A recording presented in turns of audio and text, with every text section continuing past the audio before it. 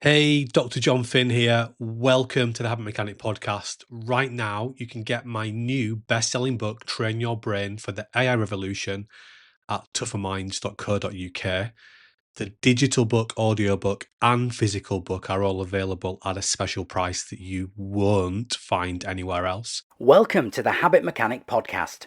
To help you finish this year strongly and get ready for a successful 2024, we're re-releasing every podcast we've recorded so far that takes a deep dive into the Habit Mechanic book. The episode's coming up in a few moments. Remember, if you want to get your business off to a great start in January, get in touch to discuss how our Habit Mechanic keynotes or workshops can equip your people with practical skills that help them build super habits in 5 minutes. Or if you want to earn £100,000 per year working part-time by launching your own coaching business, we guarantee to help you do that in just 13 hours. Get in touch with us today to learn more about becoming a certified habit mechanic coach who can transform people's lives and is recognized as a world leader in the field. For more details, contact us via the website. The link is in the podcast notes.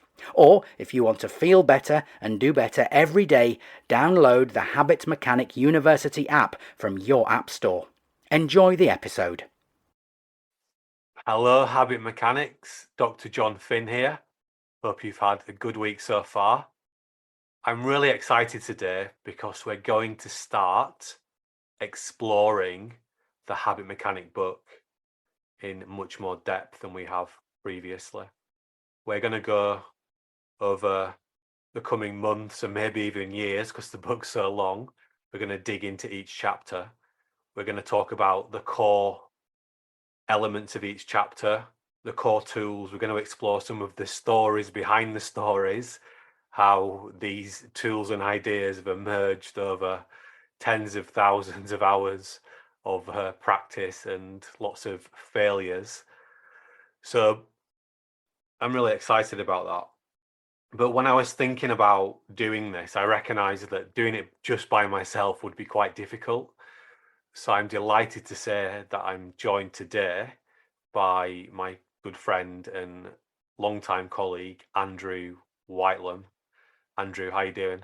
Yeah, hi John. Yeah, thanks very much for inviting me on. It's quite exciting to be discussing the habit mechanic. I was lucky enough to be involved with you as you were trying to develop the book, and it's great now to have this opportunity to talk with yourself, the author, directly about it, and I'm sure we'll gain more insights and really bring the book to life in a fantastic way. Now, I'm sure that if you didn't recognize Andrew's name, you certainly will recognize his voice if you've listened to Tougher Minds and Habit Mechanic things over the years. So I think, Andrew, you've probably worked within Tougher Minds for about 10 years now. First started working with us on the pre-shot stuff.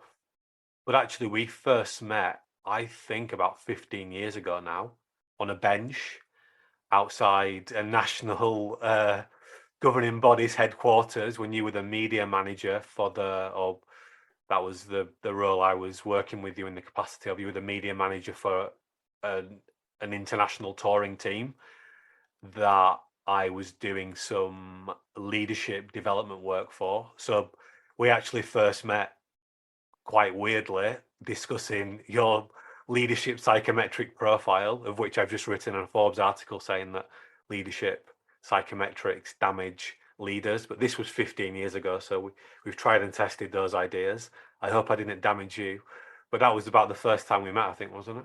Yes, that's right, John. I think it was a relatively warm spring day at the time, at least. So yeah, we were outside on a bench, but I do remember that exercise, and I think even at the time then you were talking around the use of psychometric tests, and yes, obviously your understanding has developed phenomenally in recent years and in the resulting years, and now the habit mechanic and Tougher Minds represents the absolute cutting edge of these ideas, and so yeah, it's also doubly fascinating to be sort of revisiting that moment here and now. But again, as I say, also exploring Tougher Minds, Principles, Ideas, and the Habit Mechanic book today. So yeah, it was that time, and as you say, your connection then and now ongoing with Elite Sport was what brought us together. And you're you're a high performing guy, Andrew. You've been around high performing people. You're into Brazilian jiu-jitsu, and you take that. Your interest is very serious in terms of learning what the best of the best do. So, and you're very familiar with Tougher Minds and the habit mechanic approach, but also I know you're very well read. What do you find particularly compelling about Tougher Minds and the habit mechanic? Well, yeah, I was lucky enough to work in high performance sport, as you say. I'm not sure. My own hobby is Brazilian Jiu Jitsu. I can't apply the term high performance to my own activities, but you're absolutely right that nevertheless I'm interested in human performance, behavior, what makes people tick, and that's what makes working around Tougher Minds and helping you previously with the podcast, that makes it so fascinating and so interesting. I think for me the Habit Mechanic book is an absolute fantastic, complete distillation of the work you've been doing, and the understanding, the insight you've been gaining, the practical application of these principles and ideas. And it really is a superb refinement of that. And I think if anybody wants to understand and benefit from these ideas, they should immediately start looking and reading the Habit Mechanic. It's accessible, it's digestible, it's entertaining, it's exciting too, I think, because you sense an immediate benefit. And I think that's not just me saying that to you today, John. I think I've just watched as an objective observer when people have come into contact with these ideas and almost immediately exclaimed and wanted to make it clear how they felt they were immediately benefiting. So I think the simplicity, the practicality of the ideas and the exercises and the processes is fantastic and unique in my opinion, and also the power and the effectiveness. I mean, I have been lucky enough to work in high performance sport, as you mentioned. I've also seen some other approaches around these sort of areas and objectives, and there's nothing that comes close to this. That's again just an objective assessment. So it's great to be able to, as I say, talk about it in this way with yourself as the author. It's a unique exercise for sure. I didn't pay Andrew to say any of that stuff. But yeah, I mean, I think what I found interesting about getting the Habit Mechanic book out there, obviously we know that it literally did take over 20 years to put together, and everything in the book has been tried and tested literally with thousands and thousands of people. And that's why, my passion and the mission of Tougher Minds is to make it as easy as possible for people to be at their best. So it's been really exciting to put the book, which is such a complete self-development program, but also not just for your individuals, but for teams and for leaders as well. It's been great just to put the book into people's hands, and just with people reading the book alone, hear some of the feedback and testimony that's coming back already, even though the book's only been out for about 9 months.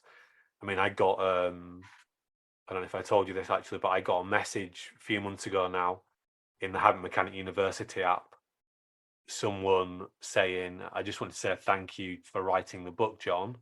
I used it to help me to learn how to walk again. And I was thinking, this isn't true. So I actually had a conversation with this person, and it absolutely is true. This chap got told he would never walk again. He had a 12-hour spine operation under 3 doses of general anaesthetic. Goodness me. Just as he was coming round from sort of he described a morphine-induced coma she was kind of coming out and getting some relief of pain, he saw an email that the Habit Mechanic book had come out. He got himself a copy and he used it to restructure his rehab. And when I was speaking to him, he'd actually just started to play golf again. So that's phenomenal. So to hear that story, and then lots of others, almost on a daily basis, people saying that this tool is literally changing my life, or this tool's changing my life.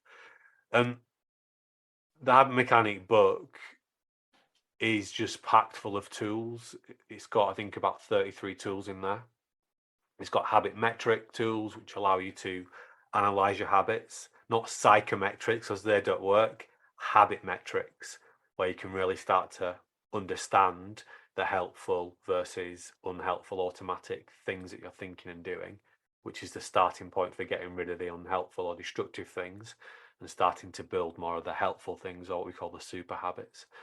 And then it's got the tools that allow you to secure and build the new super habits. So I'm really excited to dive into the chapters and look at the different ideas. So we're going to begin with chapter 1. Now, we're also on YouTube now. This is the first pod we're doing on YouTube. So I'm actually holding up the book. And me, John. And Andrew is as well. Yep. So it's chapter 1. It's a big, I mean, if you haven't got, and I hear this quite a bit actually, people have just got the ebook. The Habit Mechanic book is it's a manual. It's 107,000 pages. It's got, I think, 38 chapters. It's not a book with one idea repeated 10 times. It's a manual for life. It's a toolkit for success. I pick this up every day. I have an office at home. I have an office in Tougher Minds HQ, and I have a copy of the Habit Mechanic on every desk that I have.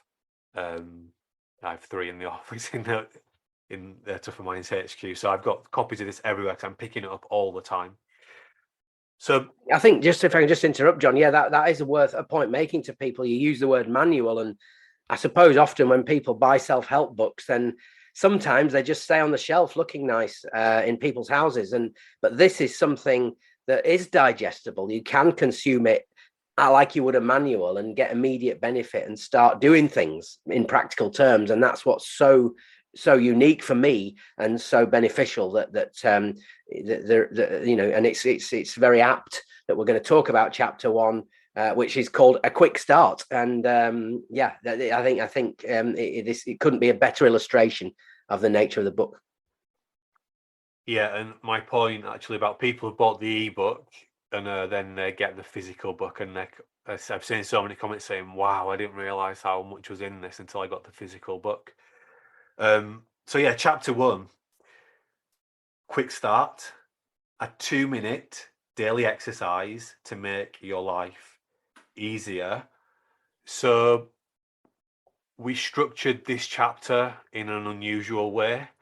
We got feedback from professional editors saying, "Don't do this." They told us, "Don't do it like this." And we said, "No, we think this is the most helpful way to start the book for people." So what did you make of chapter 1, Andrew?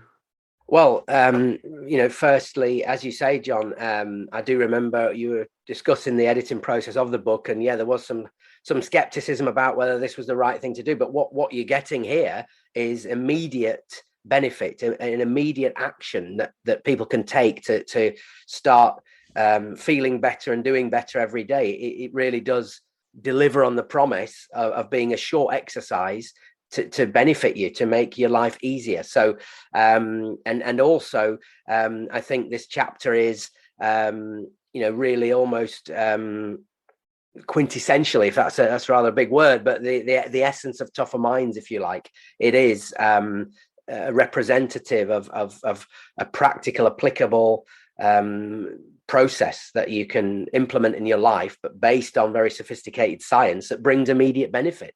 And you know, you have it's a great example of the accessibility and the simplicity you offer to people, the practicality, because you have something in there called a tiny empowering action, which you call a T plan. So that really sticks in your head and immediately intrigues you, I think. Yeah, and it just reminds me, actually, I saw a news story maybe about a month ago. It was on the front page of one of the broadsheets, and it was some data.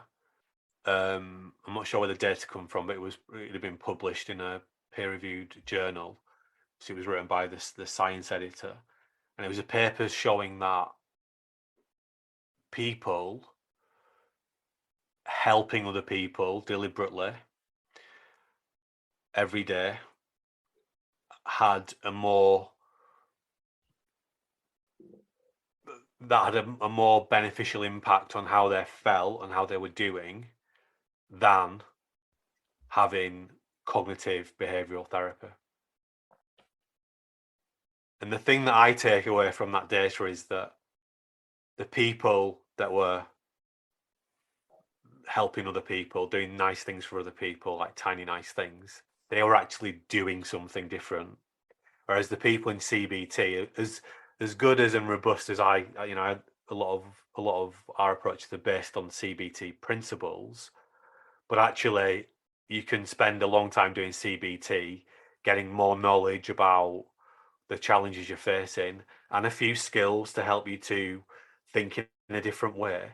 But actually, there's no guarantee you're going to practice those skills and start to do things differently.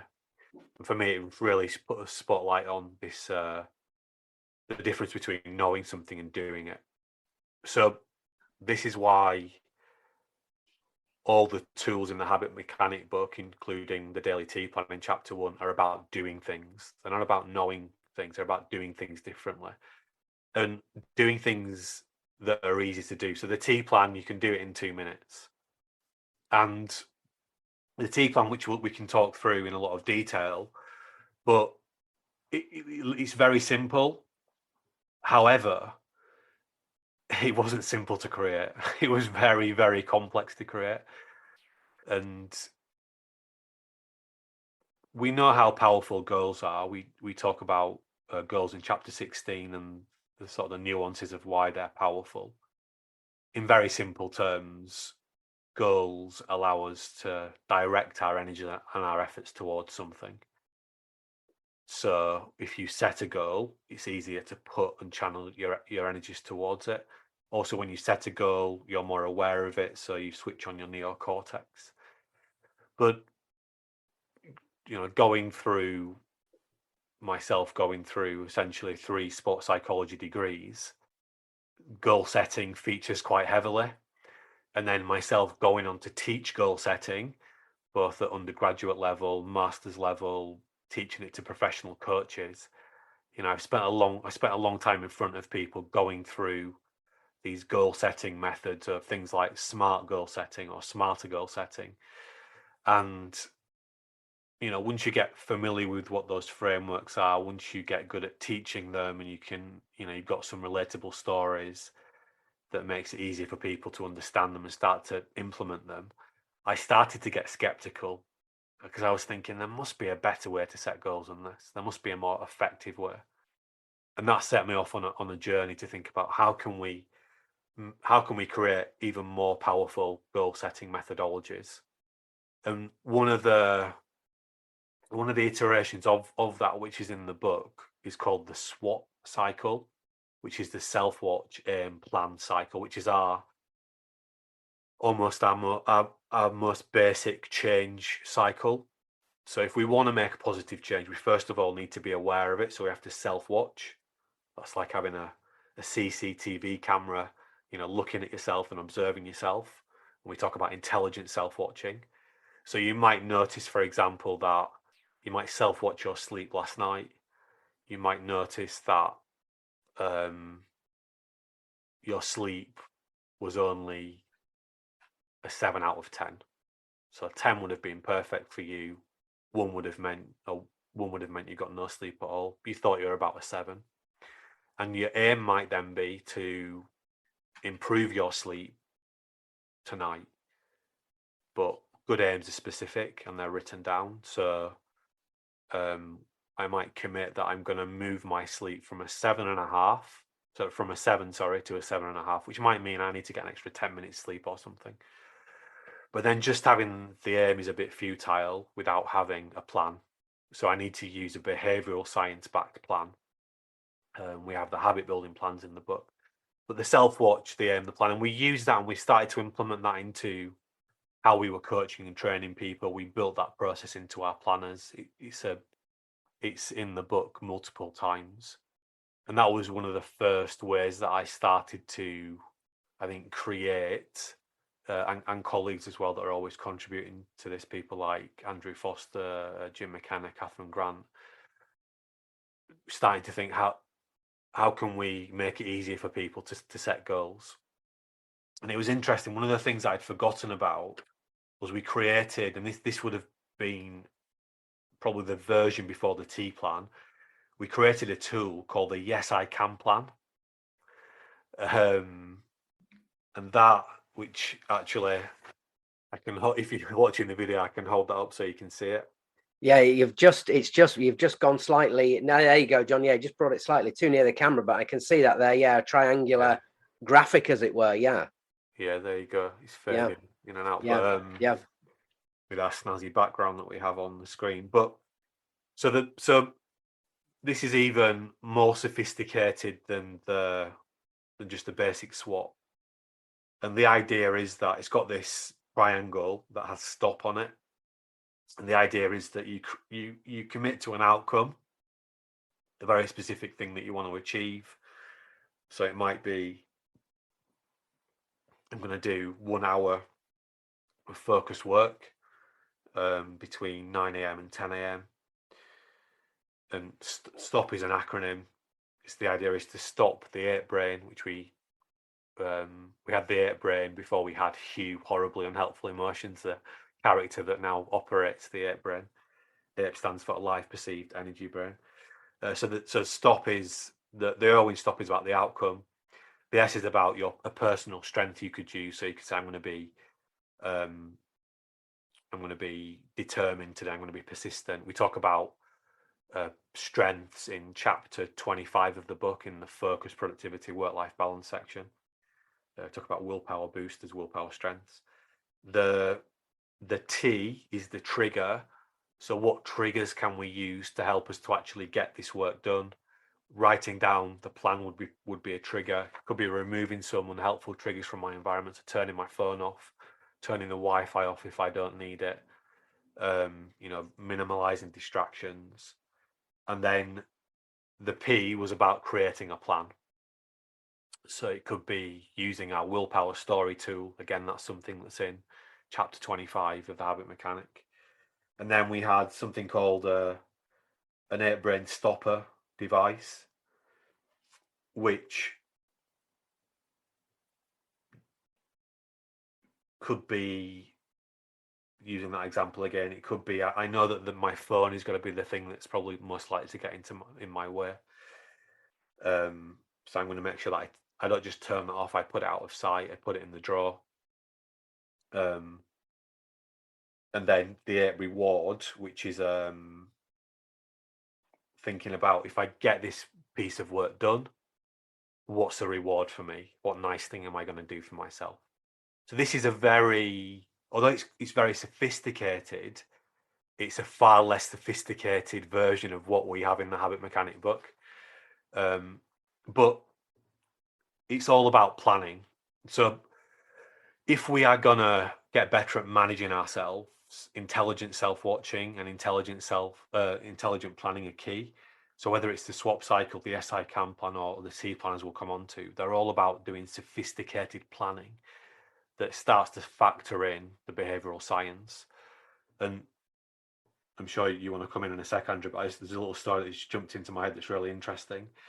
So this idea of the ape brain stopper, I remember when we were creating these tools, we were very much establishing our education programs, where we're teaching kids everywhere from top of primary school, prep school, all the way through to A level, and into university degrees, PhD programs, etc. But I remember at this time, a lovely young lad who was very, very enthusiastic, but he he was a teenager, and his ape brain was very powerful. I remember him telling me a story about, he created his plans to what he'd actually done is he'd recognised the PlayStation. So this is when they're revising at home in the build-up to GCSEs. He'd recognised his PlayStation was the biggest threat. It was the biggest temptation for his ape brain. And so what he'd done is he'd given his mum his lead, the lead that plugged the PlayStation into the TV. And he put that in his mum, the boot of his mum's car, so that she took it off to work with her. And he recalled how he was started to do his revision, and then it just popped into his head that in his older brother's room, his older brother was off at university, he had a spare PlayStation lead. And before he knew it, the lead was plugged in to the computer and the PlayStation, and he was on FIFA, and no revision was getting done that day. So that's how powerful the ape brain is. But yeah, and working with people like that allowed us to refine this process. So I've spoken a lot there, Andrew. What are you thinking about? Yeah, I think I do recall those stories coming out from Tougher Minds when, as you continue to do, you first began working with schools, and a consequence of some of those great anecdotes and behaviour changes you've just alluded to were actually improved exam results. By the way, I do remember that as well. Some quite phenomenal improvements. So it was a good example, an early example for me to see.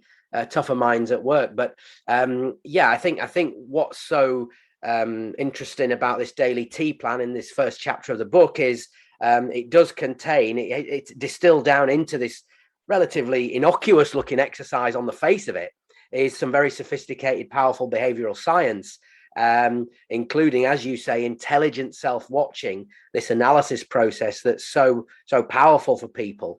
And then the exercise then starts to help people take the first steps towards building new helpful habits. And again, if on first glance you might mistake it as overly simplistic, but really such a significant amount of sophisticated understanding behind the daily tea plan in the first chapter of the book, and so potentially powerful. And yeah, obviously you were talking about ape brain stoppers in that early version, if you like, of this sort of thing. And now tea plan, tiny empowering action, is a really really high impact way, a really memorable way to connect yourself to doing these exercises and these processes every day. So I think I'm really fascinated to hear how you arrived at this what is now a pretty slick and usable and powerful, accessible tool. Yeah, so I think like in my own experience, earlier versions are always less refined, they're clunkier, they're a bit more difficult to do. And of course, we know that the easier we can make something to do, the more likely it is we'll do it, because that's our brain's number one operating rule, is to save energy. So it likes to do easier things. And that connects to the tiny factor in the 9-action factor model. So I think the earlier versions of the T plan were a bit more explicit in the way they were trying to address factors, whereas the T plan implicitly addresses them. I get what's the right word that I'm looking for. I think I'm just endlessly fascinated how human beings instinctively dichotomize and polarize their behavior. And I think it's because it's the way that we're educated. We're taught that we're either good at something or we're not good at something, and we probably never will be. And it's the way that we tend to look at ourselves. So I either had a rubbish day yesterday or I had a great day. I'm either fantastic at public speaking or I'm rubbish. I've either got loads of confidence or I've got no confidence. I either did loads of exercise yesterday or I did no exercise. So this is the way that we're conditioned to think about ourselves, and for me, it's just not very helpful. So the T plan has 3 steps. The first step is all about just making it easier for you to do intelligent self-watching. So it's just a simple continuum. Out of 10, 10 means you were perfect, 1 means you failed. And the first question is, how well did you do your best to be your best and achieve your goals yesterday? And if you're doing this in the afternoon and yesterday is too far to think back to, just answer that same question, but for so far today. So straight away, instead of just thinking yesterday was great or it was rubbish, you are thinking in a more detailed and accurate way. And the focus point is, how well did you do to do your best? It's not about anything else. It's just about you and the effort that you put in, because that's what we can ultimately control. How much effort did we put in to doing our best? So it's a simple question, but it's loaded with behavioral science, insights from behavioral science that we know drive what we do. Yeah, and when you're doing that, John, I know when you introduce these things to people, and again, this is in the first chapter of the book, you guide them exactly how to think and what to think about more specifically when they're doing that initial self-watching exercise. Yes. So my question to you is, Andrew, what was your score for yesterday? It was 7.5 out of 10 yesterday. 7.5 out of 10. And I think you may have posted that today in the Habit Mechanic University app. Yeah. And this is where people, this is the main thing that we're doing in the app right now, is we're posting our daily T plans. Yeah, and I think again in the chapter of the book you talk about having there's a PDF which you make reference to on the website, and you guide people to that in the chapter of the book. But the Habit Mechanic University app, is the way for people to do this exercise too. And it's fantastic that it's available there. The app is, as you say, being used by a lot of people to do these daily T plans in an electronic way, and they've got it in their pocket with them. So there's options there for people to undertake this 3-step process. So that's fantastic. That's very accessible and very applicable. Again, I think in the app there's a guidance video which gives people access to the type of training they might get in one of your face-to-face sessions. Yeah, and I think what's emerging from the app, the Habit Mechanic University app, is that it's a faster and more reliable way to be your best every day, and that rhymes, which is great. Yeah. But that's what's emerging, because I actually read James Dyson's autobiography over Christmas, and this idea that he failed over 5,000 times to create the cyclonic vacuum cleaner is well understood.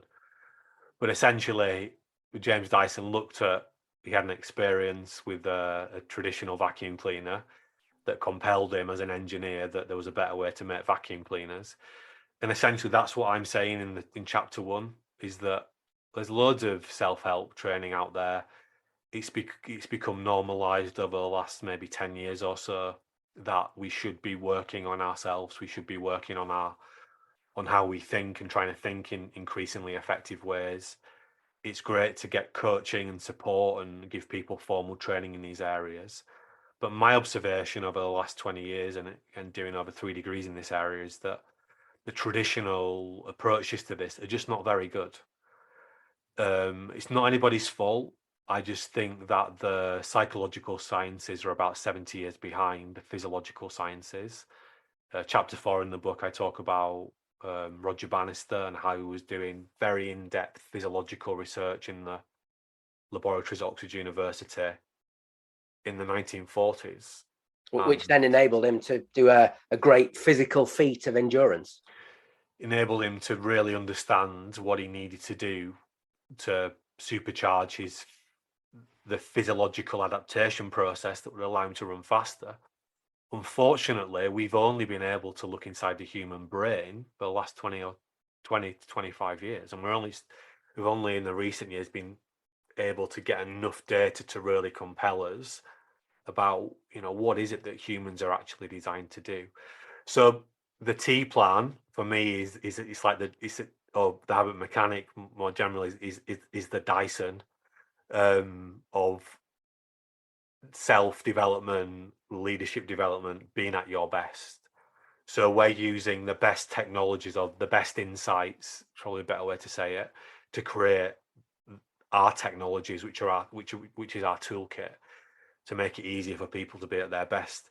And a very simple question like, how well did you do your best to be at your best and achieve your goals yesterday out of 10 might seem very simple. As when you look at the cyclonic vacuum cleaner, it seems very simple. It is not. And it's very, very complicated to get it to that level. What I really like about the Habit Mechanic University app is seeing other people's T plans, because it brings it to life. So try to share as many examples in the book, in the chapter 1 as we can, but ultimately you could probably write an entire book about T plan examples. But actually live in the app every day, people are sharing their plans. And also those that are generous enough to share their plans, you can see over time how they're tweaking, refining, learning. Because that's another key thing about the T plan is it's a daily thing. I mean, I do it on work days. Although I do benefit if I do it at the weekend as well. It's just, I suppose I've habitualized myself quite well now to doing the things that I want to do. And the daily T plan, like all habit mechanic tools, I see them, they're a little bit like stabilizers. It's like when you're trying to learn to ride a bike, they give you some stability and they help you to practice the things that are going to be most helpful for you, and they allow you to it makes it easier to keep practicing them, so you habitualize them, so that when you start to build really good habits in an area, it's not essential that you do a T plan for that particular thing every day. But then you might shift your T plan into something else. Yeah, what I'd like to say, I mean, what I would say to you, John, is, I mean, you guide people, as I was saying, to think about things like their sleep, their diet, their exercise, in terms of how well they did to be their best. Those things or play a role in that. So that's your initial guiding point. Correct me if I'm wrong, but then as you said, people start to develop their own understanding of themselves through self-watching. Would that be a fair summary of the way that you familiarize and start to help people use this T plan? Yeah, that's a great point, Andrew. So I'm just looking at the chapter now. Yeah, so again, the idea of that question, how well did you do your best to be at your best? It's a different question. We don't normally ask ourselves that. So it switches on our prefrontal cortex. It makes us think in a different way. And yeah, so the way I judge myself is when I'm thinking about my, how well did I sleep? What did I eat? How well did I exercise? Because I understand how important those things are for good brain function. How productive was I? How efficient and effective was I with the use of my time? How helpful was I to others? So I'm actually asking myself on a daily basis, how well did I do to be at my best? How well did I do to help others to be at their best? And I'm also asking myself, how well did I do to be a good human being? Because I think if I can score highly across those 3 areas, then I'm in pretty good shape. So yeah, the more we revisit that daily question, the more we're going to be learning about ourselves and developing what we call our habit mechanic intelligence. And this is a never-ending journey. I wrote this book over the last 20 years, and I'm still learning about myself because it's a never-ending journey. And when I actually listened back to this chapter yesterday, chapter 1 on the audio book, and it made me think of some different things about this tool and this approach that I haven't thought of before. Because when I listened to it yesterday, I knew some things and experienced some things that I hadn't experienced the last time I listened to it. So this is real evergreen material. It's not something that you just read once and that's it. So you give yourself the score. That's step 1. Step 2 is to create a tiny empowering action. Yeah, and So this term, I just have to say, I think, John, it's worth saying at this point, this term is, it does stand for tea. We might have a tea every day in more than one sense of that word. But yeah, I think this is the beauty of this, and this is the way that it exemplifies Tougher Minds. It's so intriguing and stimulating for people to have these tools that just you can have on the tip of your tongue and literally on your desk every day. yeah, and it's a registered trademark as well. But yeah, and I do distinctly remember walking up the road and the idea of tea. So I was walking along and talking to myself silently, and therefore I had lots of BDNF in my brain that helped me to think clearly. But I remember thinking, tiny empowering action tea. That's a daily thing that people have, and we know the tiny factor in the 9 action factors. For me, empowerment is really important. We know that.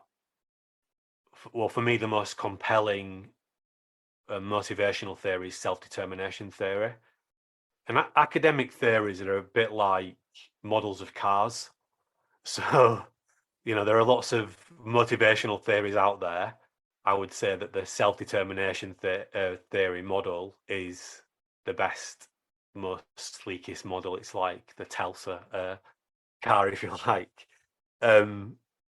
That's the way I think about academic theories. And we know that if we've made the decision, so self-determination is on a continuum. One end of the continuum is I've chosen to do this because I want to do it.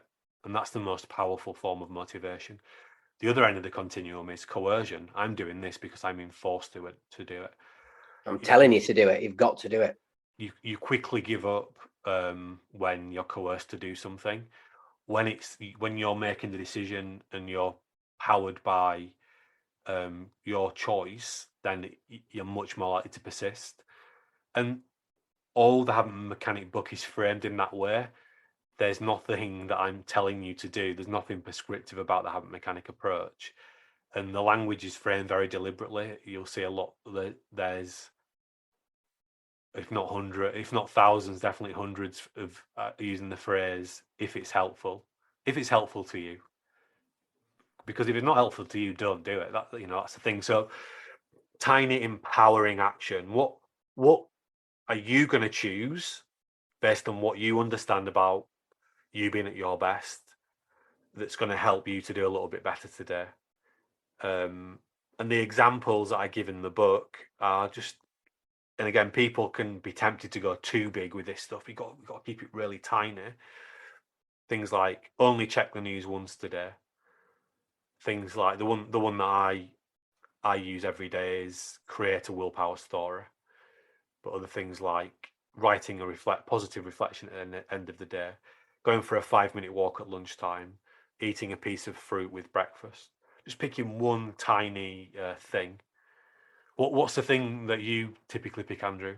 Well, yeah, and it's interesting, and it's not because one of your examples, which obviously, again, in the book, you give some examples to help people, to get people on the road to start using this and benefiting from it. My tiny empowering action is to have some fresh air every day, so a walk. I try to keep fit in other ways as well, occasionally myself, but a walk in the fresh air, and a vigorous walk, I suppose, is I feel it's so beneficial. You've explained the very sophisticated and powerful neurological reasons that activity and movement is beneficial. I think you talked about neurochemicals being released in the brain, which are helpful, and that's why it's great to know that. But for me, yeah, it's the feel good factor, I suppose, in common parlance, which is like a bit of a foundation for other things, which then build onto that. Feeling good, feeling well, having willpower so I can eat well and don't overindulge, feeling good so I might do some proper fitness. If I say proper, I might do some more strenuous, intense fitness training if it's that's what I'm trying to do today, or come back to the desk and do some more work. So yeah, fresh air, a walk in the fresh air, or finish off the day with a walk in the fresh air, and sort of put the working day behind me. For all those reasons, a walk in the fresh air is my tiny empowering action, and yeah, it's very empowering and very powerful. Yeah, and for me, you're almost describing that as a super habit, which is something we help people to uncover as they go on the journey through the book.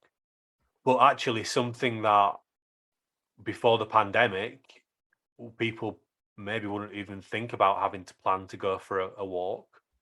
But now it's just essential for many people, because if they don't deliberately plan to do it, they're not leaving the house. And some people reporting to me they don't leave the house for a week, which doesn't make them feel very good about themselves. So these basic fundamental things that we need to do to get our brain working well, humans are designed to walk about 12 miles a day, we think. They are harder than ever to do. So that means that we've got to plan ahead to give ourselves more control over them. And the act of writing that down or typing it out is so key to helping us to get it done. And that's another, I suppose, invisible factor of creating a tea plan, is that you're writing down something or you're typing it out, you're committing to it. And by doing that, you are just making it easier for yourself to remember the thing that you wanted to do. And therefore you're more likely to do it. So you're switching on your neocortex is how we'd explain it. So we rate ourselves out of 10. And again, actually, for the if you're watching the video, I'll just show you you can see the scale there.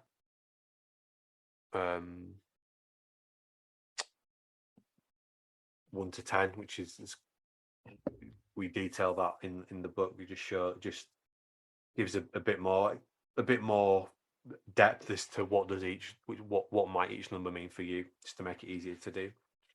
You've created your tiny empowering action. Just one thing to start with. Don't try to do too much. Don't try to do too much. Just do one thing. Step 3 is explain why.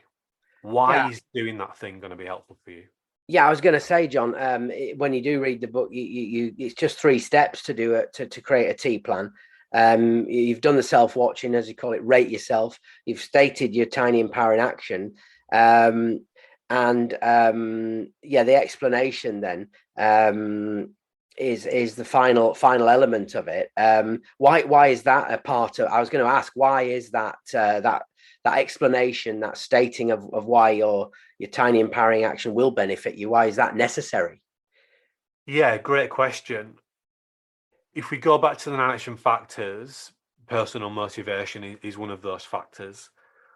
The core tool we use to help people to activate their personal motivation, which is chapter 16 in the book, is the FAM story iceberg. And we're going to that you're going to be able to do that in the app as well. Create your FAM story iceberg. So the FAM story iceberg allows people to really harness the power of goals and connecting their long-term goals with their medium-term goals to their short-term goals. And we already talked about goal setting can be done really poorly or it can be done really well. And we know that one of the criteria to do goal setting really well is to make our goals really meaningful. And a really quick way to make goals meaningful is to ask why times 5. So I might say, for example, in the distant future, I want to have enough money to buy a house in that part of town. And you might say, well, why is that important? Well, that's the best school district in town. Well, why is that important? Well, I want to give my kids the chance to go to the best school they can. Well, why is that important?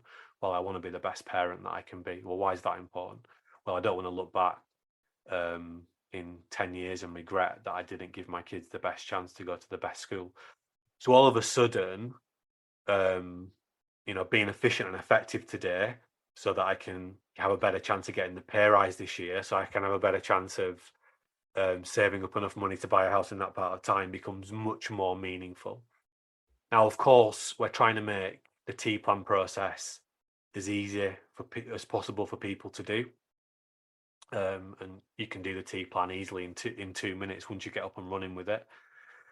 In fact, you can do it in under 2 minutes. But the reason that step 3 is why is to make your tiny empowering action, more meaningful, and therefore you'll be more likely to do it. And the more you understand about your fam story, your bigger goals, the easier it will be for you to complete the why. Also, the why is allowing you to activate some of the reward and penalty systems, another one of the 9 action factors. And I go into the 9 action factors in loads of detail in chapter 18 in the book. And in fact, we have a webinar coming up on the 22nd of February where I'm going to talk about the 9 action factor model.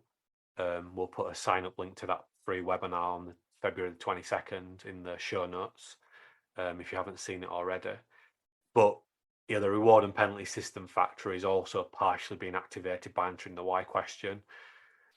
I think it silently activates some of the other factors as well. But that's some of the neuroscience behind why is the third part of the plan.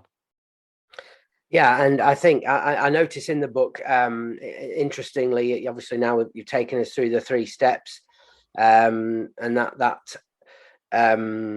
hopefully something people can implement. But with any new thing, I guess people might be slightly confused or intimidated, perhaps, when they're trying to implement something in their life that's new. But you make the point in the book that you improve your use of this the more you use it. That's another invisible benefit, if you like. You get better at T planning the more you do it. Yeah, because we get good at what we practice, but also every day the T plan challenges us to think about ourselves in an intelligent way. It challenges to do intelligent self-watching. We're not wired for this. We're wired for, so we're, most people probably just listening to what we're saying now, but we can see each other, Andrew, because we're recording this for YouTube as well. And we can see each other almost in 20/20 vision. When it comes to understanding ourselves and looking at ourselves, it's nowhere near 20/20 vision. You know, we're partially blind to how we think and how we feel. You know, so you might have a rumbling in your stomach. Are you hungry? Have you got something wrong down there? Are you just a bit tired? We can't read ourselves that well, but we're only going to get better at understanding ourselves and seeing ourselves by thinking about ourselves and developing our ability to understand our emotions and regulate our emotions. You know, emotional regulation is the core psychological construct that runs throughout the Habit Mechanic book and the Tougher Minds approach. So we're going to get better at understanding ourselves if we revisit this daily, but also we're going to get better at establishing the behaviors that we practice.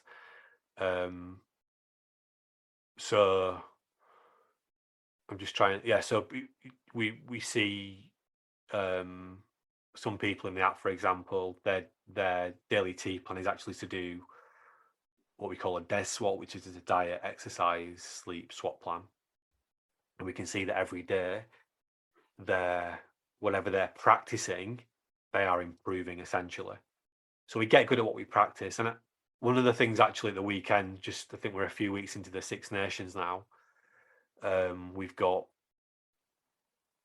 for the first time ever, we've got the top 2 ranked rugby union teams in the world in that competition.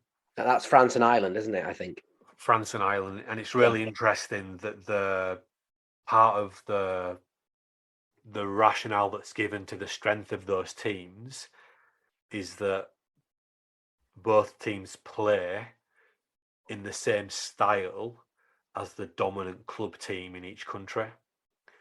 So they're borrowing, if you like, the tactics and the standard way of playing that their main club team in each country plays, and that, you know, some of the core players come from. So this idea that they've already habitualized the core way of thinking and doing. Whereas someone like the England team that has new management, transition, I'd say, of some of the core playing positions, that their way of doing things just isn't anywhere near as efficient and effective as they'd like it to be. And one of the things I was thinking about at the weekend actually was that, and this brings us to the T plan. You know, you could practice every day setting a goal. You could just set a goal in the way that someone taught you to set a goal. Or you could every day do the T plan. If you do the T plan, it's going to be a much faster and more reliable way to be your best. You're going to get to the behaviors that you want to habitualize much faster, because by using a T plan, you're using a behaviorally science-backed approach.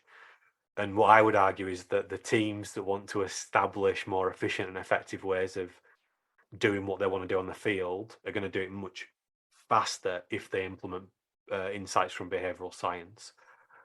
I just don't think that elite level coaching has had the opportunity to access something like the nine. Well, I think the 9 action factor model is unique, but it's not in their parlance yet. It's not in their language. So I think by default, trying to get the teams to where they want to get them to do is going to be much more of an upward battle than if they could actually use insights from behavioral science. Yeah, and I think it's worth pointing out, John, certainly from my point of view, that the Habit Mechanic University app, which as we can see on screen is available to download from the Apple App Store and for Android devices too, that helps you do this T plan and implement it into your life instantly on a daily basis. And you rightly call the app the faster, more reliable way to be your best every day. And this T plan exemplifies that. And then, of course, we're talking about chapter 1 of the Habit Mechanic. I'd encourage everyone to get their hands on a copy of the book.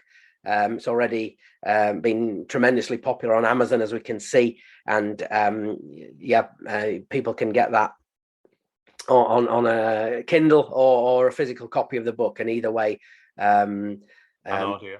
Yeah, yes, indeed, Audible. Yeah. So chapter 1 that we're talking about now is just the start, but so much in there, so powerful, and I couldn't encourage people enough to try and get their hands on it. And yeah, as you say, we've done podcasts before together, which have been really enjoyable. But now we are on trying to cover all bases, as it were, and appear on YouTube. So I guess the message to everyone is like, subscribe, share, and follow on, because the intention, I understand that, John, is to do more and look in to each chapter of the book in this depth and really bring it to life for people.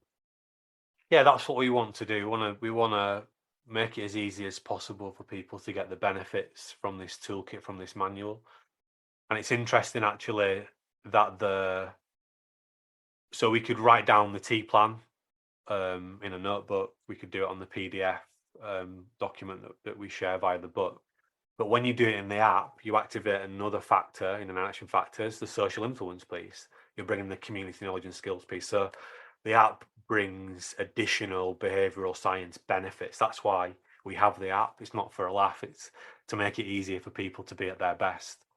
And we're only going to start to release more and more powerful features in there. But you can, we're going to make it easier to do the T plan in the app, but everyone can do the T plan in the app now and get those additional benefits of holding themselves accountable and getting the support of the Habit Mechanic community. So you talked about people not being always sure about how to do something when they first see a new tool. And obviously we try to address that best we can in chapter 1 with the frequently asked questions section. Yes. Yeah. Lots of those questions relate much more broadly to actually, building and establishing new habits and behaviors. But what else was interesting to you there, Andrew? Well, I think I was going to come on to that, John, actually. Yeah, I know people do often have a lot of questions for you when you have worked with them one-to-one and in group scenarios, and through the book and online as well. And I thought it would be helpful just to try and raise some of the questions that people have specifically put about daily tea plans, and get your unique feedback on them. I think something people have asked quite a lot is, should they focus on the same tiny empowering action every day? For example, should it be a physical action? Should it be go for a walk? Should they do the same tiny empowering action every day? Yeah, it's a great question. The key is to get some positive change momentum, to feel like you're making some progress. And it's going to be easier to do if you keep focusing on the same thing in the first instance. But the first time you create a tea plan, the thing you select might not be helpful for you. So you might pick something the day after. The thing you pick the day after, you might find that's not going to be helping me actually when I've tried it. But once you've settled on something, you think this is really helping me. Yeah, do persist with it. And once you feel that, right, I've got that going now, then pick something else. But in a way, what you need to do is be aware of what is helping you and use your own judgment. There's no right or wrongs here. This is a journey of self-discovery. For me, becoming a habit mechanic is like doing a PhD on yourself. It's about trying and testing.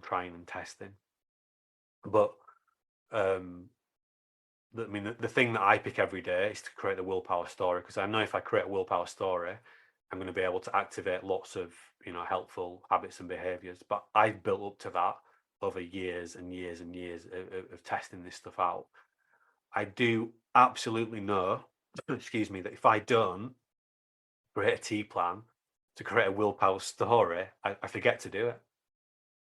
I forget, and my day is far less efficient and effective. So it is a real powerful tool. And it might be, so I don't always do a tea plan at the weekend, but sometimes I do. I might do a tea plan at the weekend to say, don't check my emails today, for example. Again, I know if I do that, I'm not going to do it. I might even sometimes have to set a tea plan and say, don't go into the office, on a Saturday. Sometimes I find myself doing that. Well, and I now know that I need to have, a full day off to really recharge my batteries. So I'm giving an example there that's, I've got one thing in the working week that I might use, but then another thing at the weekend. So it's depending, what the goals are. Yeah, no, that's fascinating. I think connected to that, and something else people ask, and obviously the tiny empowering action is about behavior change and starting to develop new helpful habits. It's a related question. People will often ask, how long does it take to build a new habit? And you kind of see these figures bandied around online. Well, X days, Y days. So how do you answer that specific question in relation and with referring to this exercise, the T plan in developing new helpful habits? How long does it take? Yeah, and I think it's worth pointing out what we mean by behavior. Behavior is everything that we're thinking and doing. That's how we think about it. So a thought is a behavior. So when you think I'm useless, I'm rubbish, that's a behavior. And the behaviors are the seeds of habits. The more we repeat a behavior, the more habitual it will become. The habits are very complicated, so there isn't an answer to the question, how long does it take to build a better habit? It's definitely not 21 days. Sometimes I think you can do it faster. You can reestablish a habit faster than that. The way to think about habits they are neurobiological connections in your brain. So our brain is about 100 billion neurons, and all those neurons have a purpose, they have a function, they have a job.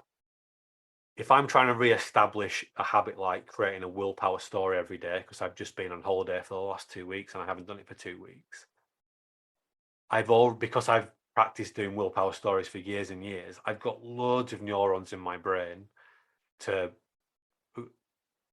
create a daily habit of doing a willpower story. So I can re-establish that habit really quickly. A habit that I've just been establishing since the start of January is my core exercises. So I actually remember that maybe 6 or 7 years ago, I'd got really out of the habit of doing any core work. And literally I started on the 1st of January by doing one press up and one sit up. The day after I did 2 press ups and 2 sit ups. The day after I did 3 and 3, and built up literally like that. In more recent times, I've had really good habits of just doing a little bit of core in the morning before I go for my run. And I normally do 50 press ups, 50 sit ups, 25 pull ups. But because before Christmas was really hectic, and we had a really busy year launching the Habit Mechanic book, I was just exhausted, and literally, although I kept on running, my core just went out of the window, my core work.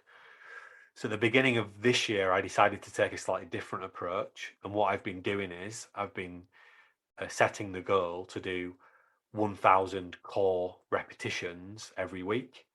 So a repetition would be 1 press up, 1 sit up, 1 pull up. And since I set that goal at the beginning of the year, I've done it easily. I've done 1,000 core exercises easily, every single week. However, if I was starting that from scratch, several years ago, I'd have no chance of establishing that habit so quickly. So some habits are going to be really easy for you to re-establish. Equally, something that might feel like a new habit, there might be lots of other things you've done previously that underpin doing that habit well. So just to take a simple example, it might be, well, I've done loads of I've been in the habit of doing press ups before. Now I want to start to do sit ups. Well, although you've maybe never done sit ups before, because you've got all the press up wires in your brain, they're quite transferable. Maybe the same.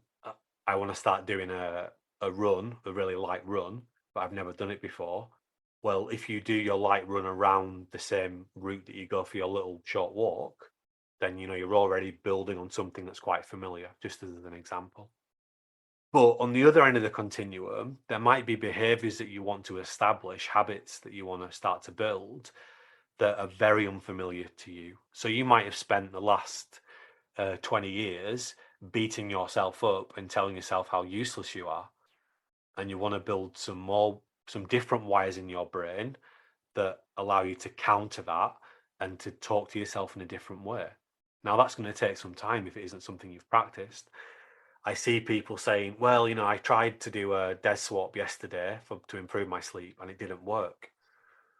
What we have to recognize is that we're good at what we've we're good at what we practice. And whatever we're good at today, for better or for worse, that's because we've practiced it a lot. And whatever we want to get better at in the future, we're going to have to practice that a lot as well.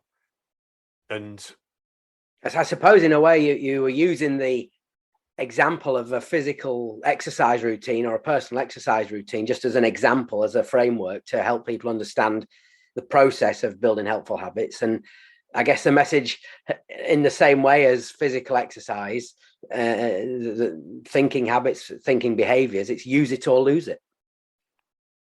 Yeah, use it or lose it, or you get good at what you practice. So if we want to maintain behaviors, we've got to keep engaging in them. If we want to establish new ways of thinking and doing, we've got to start to practice them. And we're going to be much more likely to start to practice it if we've got our T plan, if we've got our FAM story. And it's easy to see the muscles on your arm. And we know that if we practice working out the muscle, the fibers get bigger and stronger. It's, in very rudimentary terms, it's the same in your brain. It's just that you can't see your brain. It's encased inside a skull. That's why I really go into a lot of detail in the book about learning in a really accessible, friendly way. But learning is at the heart of improving. Learning is at the heart of being healthier, being happier, being at your best, being a great leader, developing a great culture. And we can all learn. We can all get better at whatever we want to get better at, but we have to put practice in. So that's why, instead of worrying about in 21 days, will I have this habit or won't I have this habit?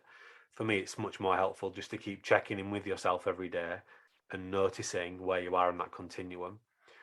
And it's much more interesting for me not to be perfect at a habit in 21 days, but to be seeing I'm doing better. I'm scoring consistently higher scores. And when you start to plug that into your FAM story, you start to use some of the habit metrics in the book, you start to get a much more powerful self-improvement ecosystem than you do than just thinking about, well, if I, 21 days, I'll either be good or I won't be any good. Yeah. It's such a different view of it that so when compared to some of these glib and quite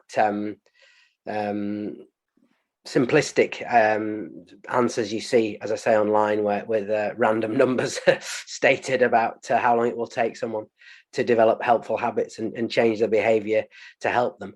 Just another couple of quick questions, actually, John, which again I know people have asked about the T plan, and you've answered and helped them understand it and implement it. Can they do more than one a day?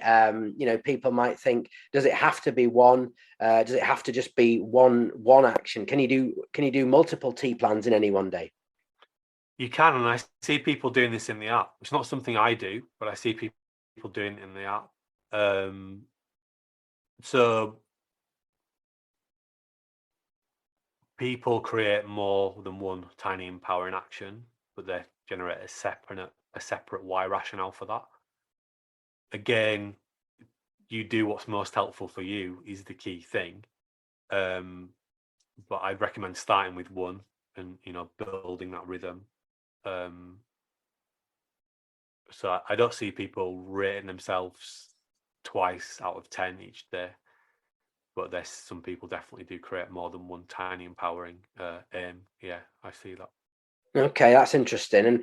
And another question I know people have is that well, I guess it's not so much a question as a bit of feedback. I know sometimes people have cited to you that they'll cite the inability of themselves, if you like, to really nail down something. They might overthink the whole process of setting a goal, what they want to achieve, and overcomplicate it, if you like, overthink it. How should they try to overcome that bump in the road if that's what they're faced with when they're trying to implement this piece of insight into their daily lives? Pick one thing and have a go at doing that. You've got to pick one thing. Tomorrow you might recognize that wasn't the right thing to pick, but only by implementing it, will you understand if it's going to work for you or not. So I think if you're not sure what to do, just go with one of the examples in the book. Have a go at that. Pick the end of day reflection is a really powerful one. If you look at chapter 22, the stress management chapter, there are loads of end of day reflection tools in there, including the 3-to-1, which is something else people post in the app. In fact, I first introduced the 3-to-1 reflection in the book in chapter 5, and I'm posting that in the app every work day, as many other people are as well. So yeah, it's just to pick one thing. You can look on the app, get some inspiration, see what other people are doing. But this is about doing things differently. It's not about knowing more stuff. You can know, if we want to use the physical analogy again, you can know how to get physically fit. You can know how to be good at lifting weights until you get in the gym, until you put your trainers on. You're not going to make any impact, on your body. And the same with this stuff. You can know how to do a perfect T plan.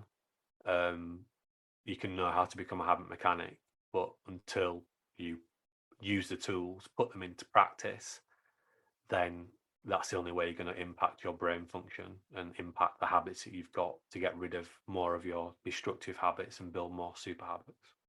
And I think that's why I said at the start that the T plan is a bit of a microcosm of Tougher Minds and the Habit Mechanic book and Habit Mechanic University app, because it is doing something, it's taking action, it's a tiny empowering action every day to start yourself on the road of building helpful habits. It is it's good habits practice, if you like, to use a sporting analogy. And that's why it is makes such an impact right at the start of the book in the first chapter, because you get people doing things immediately.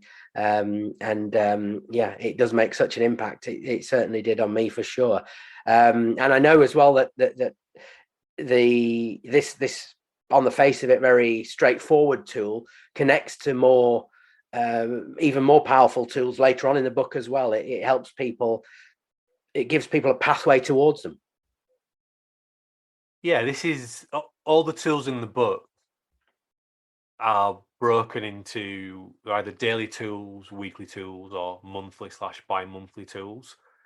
So in chapter 36, I give a breakdown of which is which. There's a lot of similarity across all the tools, in the sense they're all about doing more intelligent self-watching and more intelligent planning.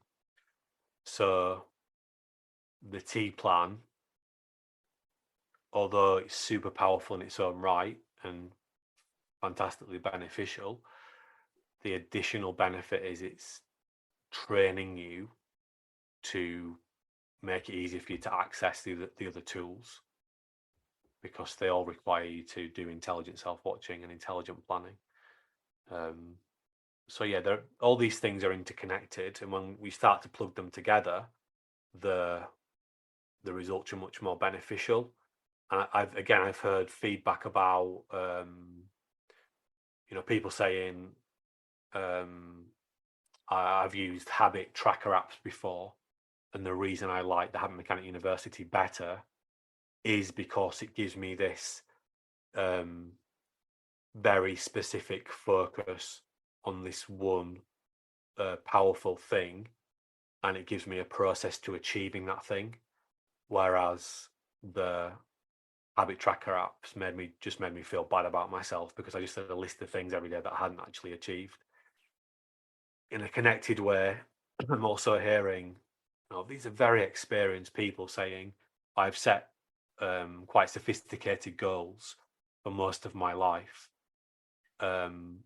Connecting in simple terms, my long term, my short term, my medium term, my long, medium, short term goals.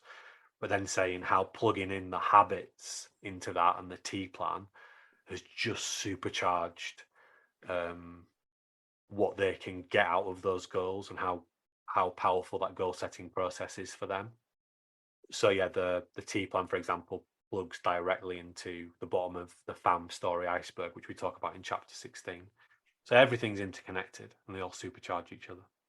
Well, I'm certainly looking forward to more podcasts and the opportunity to take a deep dive into each chapter of the Habit Mechanic book, and gain this sort of insight and discuss the ideas and the principles and the tools within them with you. It's a unique opportunity. And of course, people can download the Habit Mechanic University app from the Apple App Store, and for Android devices as well. It's free to download.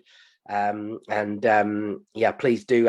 I suppose the message has got to be like, subscribe, and share this podcast now, as we do try to appear on more and more platforms and make it accessible to more and more people. Yeah, absolutely. If you like what we're saying, like what we're doing, subscribe, tell other people about it. There's one thing that we want to offer people as a bit of a reward for participation. Before we share that, I just want to talk very quickly about one of the most exciting things that I'm doing at the moment. Is that, I'm not sure if you know, Andrew, but we've actually started to train a small select group of people to become certified habit mechanic coaches. And we started to do that just before Christmas. So this is teaching people, I suppose, how to transform their clients, their teams, their people's lives without having to do a PhD in performance psychology. We've done all that work for you. We're showing people how to implement the tools from the book to the people that they want to help. So into their coaching practice, into the way that they lead, into the way that they help their team fulfill their potential. So I'm working with people to become certified habit mechanic coaches over about 10 hours. It's a 10-hour one-to-one coaching program where we teach people how to use the habit mechanic metric tools that are in the habit mechanic book, so you can use them to help your people to start identifying their destructive habits and understanding their super habits. I'm showing people how to use the 30+ award-winning habit mechanic tools that are in the book, but I'm showing people how to actually use them with their clients. So we give habit mechanic coaches copies of the book, access to the premium subscription levels of the app, so they can actually start to coach their people and their clients in the way that myself and Tougher Minds colleagues do that work.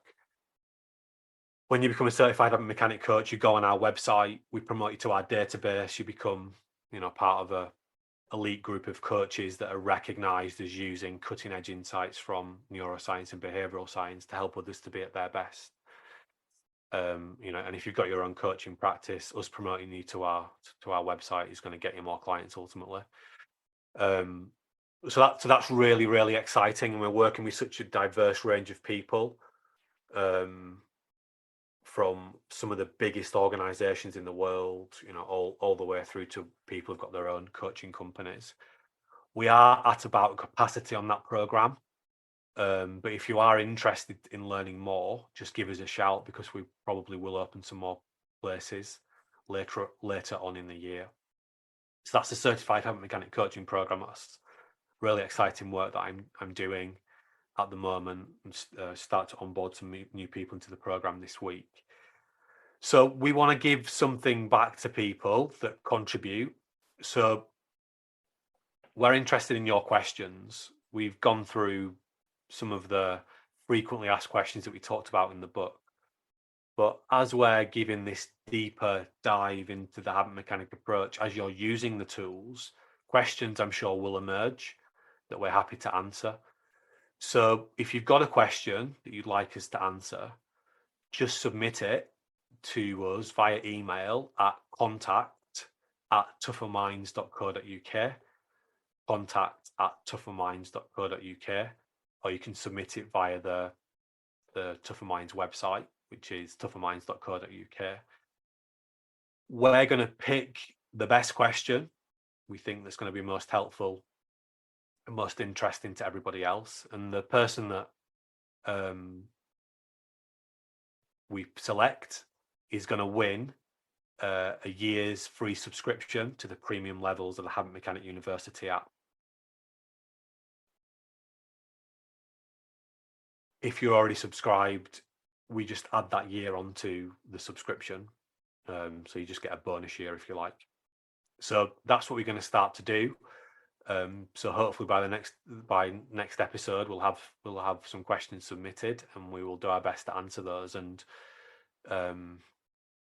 even though we'll only read out one winner per week, we might do some separate podcasts where we just answer those questions very specifically. So if you answer a question, if you ask a question, we'll definitely do our best to answer it via the podcast.